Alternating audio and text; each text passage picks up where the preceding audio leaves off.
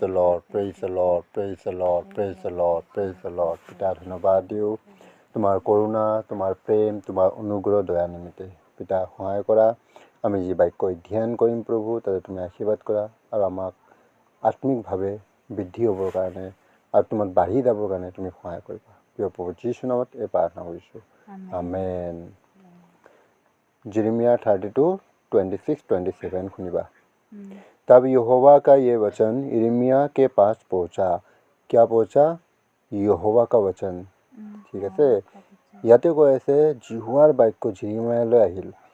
জিহুৱাৰ বাক্য প্ৰভু যীশু হয়। ঠিক আছে, ইয়াতে জিহুৱাৰ বাক্য আহিল বুলি কৈছে, কৈছোঁ বুলি কোৱা নাই। মানে প্ৰভু যীশু আহিছে ক'ত? যিৰ্ময়াহৰ ওচৰত। वे वचन यिर्मयाह का पास पहुँचा। पहुँचा। मैं तो सब प्राणियों का परमेश्वर यहोवा हूँ। क्या मेरे लिए कोई काम कठिन है? ইয়াতে বাক্যই আহি কেনে কথা কৈ আছে, মই চব প্ৰাণীৰে ঈশ্বৰ জিহুৱা হয়, কিবা কাম মোৰ কাৰণে কঠোৰ হয় নেকি? বাক্যই আহি কেনে কৈ আছে, আচৰিত কথা।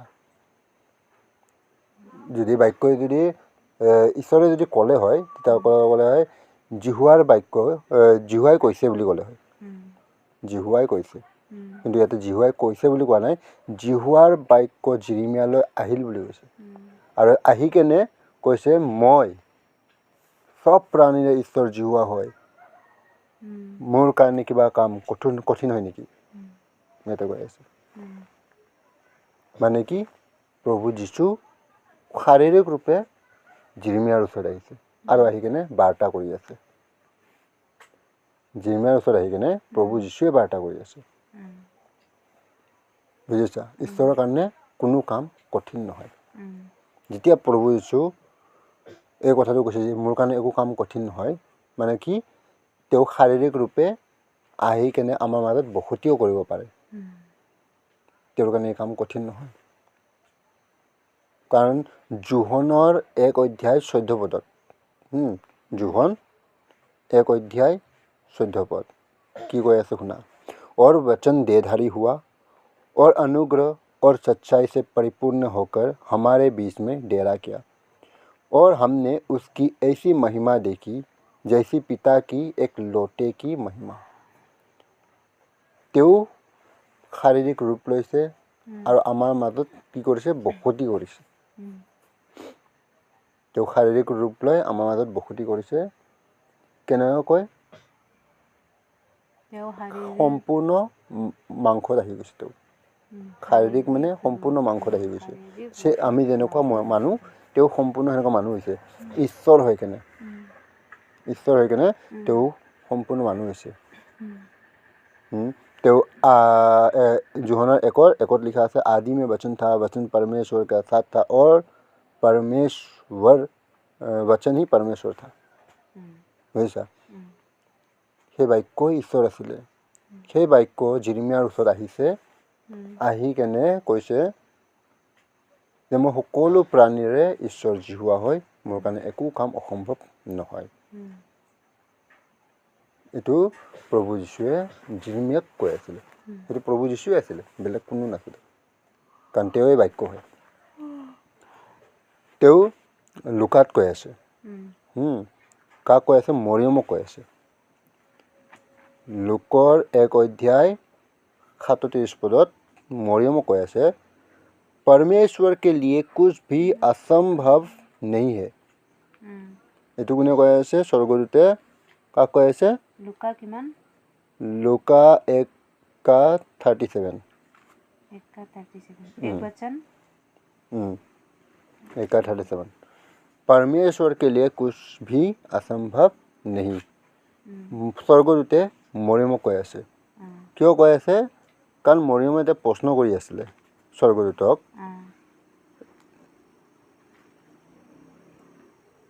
শুনিবা, स्वर्गदूतक की प्रश्न कर मरियम ने स्वर्गदूत से कहा, 34 को ऐसे नहीं, मरियम ने स्वर्गदूत से कहा, ये कैसे होगा? मैं तो पुरुष को जानती ही नहीं। 35 34 मरियम ने स्वर्गदूत से कहा, ये कैसे होगा, मैं तो पुरुष को जानती ही नहीं। এইটো স্वर्গদূতক प्रश्न কৰি আছে মৰিয়মে। स्वर्गदूत आंसर কৰি আছে 35 स्वर्गदूत ने उसको उत्तर दिया, पवित्र आत्मा तुझ पर उतरेगा और परम प्रधान की सामर्थ तुझ पर छाया करेगी, इसीलिए वो पवित्र जो उत्पन्न होने वाला है परमेश्वर का पुत्र कहलाएगा। स्वर्गदूते মৰিয়মক কৈ আছে যে পবিত্ৰ আত্মা তোমাৰ ওপৰত আহিব আৰু তুমি সামৰ্থ্য পাবা, যাৰ যোগেৰে তুমি এটা সন্তান উৎপন্ন কৰিবা, তেওঁ ঈশ্বৰৰ পুত্ৰ কোৱা হ'ব। তেওঁক বুজি পাইছা? তেওঁক ঈশ্বৰৰ পুত্ৰ বুলি কোৱা হ'ব। তেওঁ সম্পূৰ্ণ মাংসত আহি যাব। প্ৰভু যীশু তেওঁ বাক্য আছিল, এতিয়া কি হৈ আছে, মাংসত আহি আছে। তেওঁ বাক্যৰ পৰা মাংসত দেহধাৰী হৈ আছে। বুজিছা? আৰু তেওঁ মৰিয়মৰ পৰা জন্ম হ'ব বিচাৰি আছে। মৰিয়মৰ প্ৰশ্ন তাতে যে কেনেকুৱা হ'ব, মইতো কোনো মানুহৰ মুখে দেখা নাই।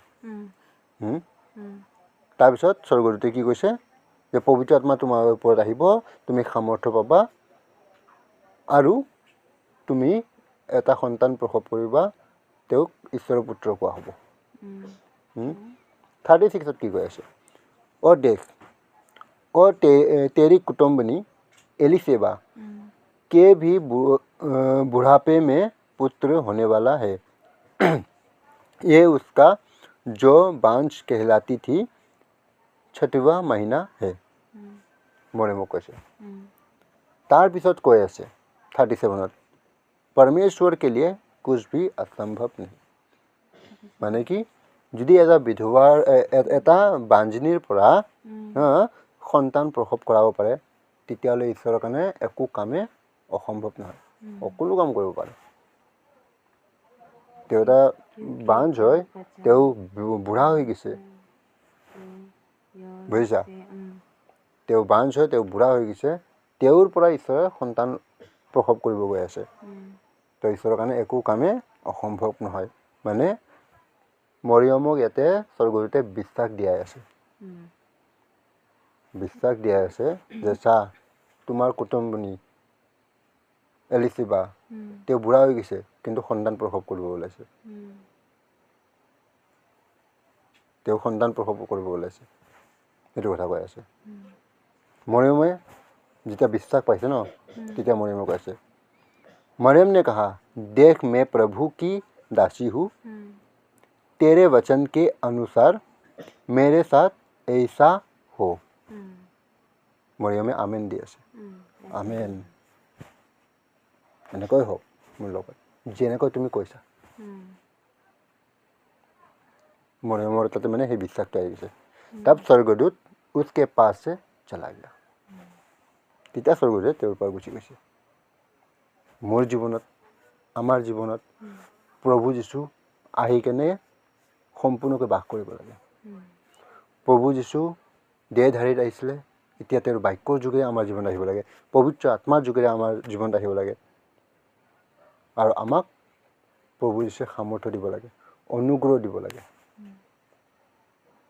আৰু প্ৰভু যীশু আমাৰ কি হ'ব লাগে, উৎপন্ন হ'ব লাগে। প্ৰভু যীশু আমাৰ জন্ম হ'ব লাগে, আমাৰ কথাৰ যোগেৰে, আমাৰ চাল চলনৰ যোগেৰে। তেওঁ মৰিয়মত হৈছিলে, এতিয়া আমাৰ হ'ব লাগে। তাৰ কাৰণে কি কৰিব লাগিব, মৰিয়মে যেনেকৈ আমেন দিছিলে, আমি আমেন দিব লাগিব। প্ৰভু আহা, মই বিচাৰোঁ মোৰ জীৱন এনেকৈ হওক, তুমি মোৰ জীৱন এনেকৈ কৰক, মোক সলনি কৰক, মোক খ্ৰীষ্টত এক কৰি দিয়ক, খ্ৰীষ্টত মোক সৃষ্টি কৰি দিয়ক। কি লিখা আছে 2 কৰিন্থিয়া, লাষ্ট এইটো পদ চাম, চাই কেনে শেষ কৰিম। 2 কৰিন্থিয়া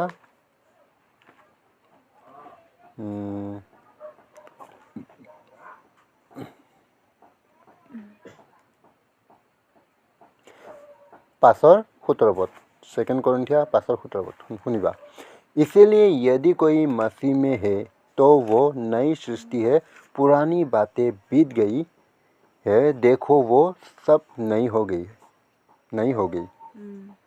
ইয়াতে কৈছে इसीलिए यदि कोई मसीह में है, যদি কোনোবা খ্ৰীষ্টত আছে, বুজিছা, তেতিয়াহে তেওঁ নতুন সৃষ্টি হয়।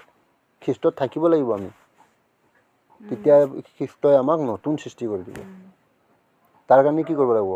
এই বাক্যটো দিনে ৰাতি আমি ধ্যান কৰিব লাগিব, বাক্যত আমি নিৰ্ভৰ হ'ব লাগিব।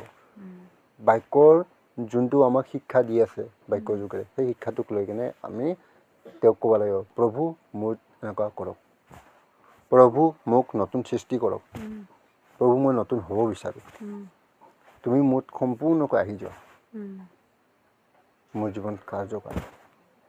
যেনেকৈ তুমি মৰিয়মৰ জীৱনত আহিছিলা আৰু মৰিয়মৰ তুমি সামৰ্থ্য দিছিলা, মৰিয়মক তুমি অনুগ্ৰহ দিছিলা, জয় দিছিলা, আনন্দ দিছিলা, সেনেকুৱা মোৰ জীৱনত তুমি কৰা। তুমি গম পোৱা মৰিয়মৰ ওচৰত স্বৰ্গদূতে আহি যেতিয়া এইবোৰ কথা কৈছিলে, মৰিয়মে গম পাইছিলে আহিব লগা সময়ত মোৰ লগত কি কি ঘটিব। তাৰ লগত বহুত বেয়া হ'বলৈও গৈ আছে, অকল ভাল হ'ব নাযায়। কাৰণ এটা ছোৱালী যোনটো এতিয়ালৈকে বিয়াই হোৱা নাই, সি প্ৰেগনেণ্ট হ'ব গৈ আছে, তো মানুহে তাক কি ক'ব পাৰে, তাৰ লগত কিমান বেয়া বেয়া মানুহবোৰে চকুৰে চাব পাৰে, ওচৰৰ মানুহবোৰে কি কি ক'ব পাৰে, সি এইবোৰ গম পাইছিলে, তথাপিও কৈছে এনেকৈ হওক, প্ৰভুক এলাও কৰি আছে, প্ৰভু কৰা মোৰ জীৱনত। তো আমিও ক'ব লাগে প্ৰভু হওক, কষ্ট আহক মোৰ জীৱনত, তথাপিও তুমি যি কৰিব বিচাৰা কৰা মোৰ জীৱনত, দুখ আহক মোৰ জীৱনত, তুমি যি কৰিব বিচাৰা সেইটো কৰা মোৰ জীৱনত। আমি মানি ল'ব লাগে। প্ৰভুৱে আমাক আশীৰ্বাদ কৰে। আমি মিলি প্ৰাৰ্থনা কৰিম।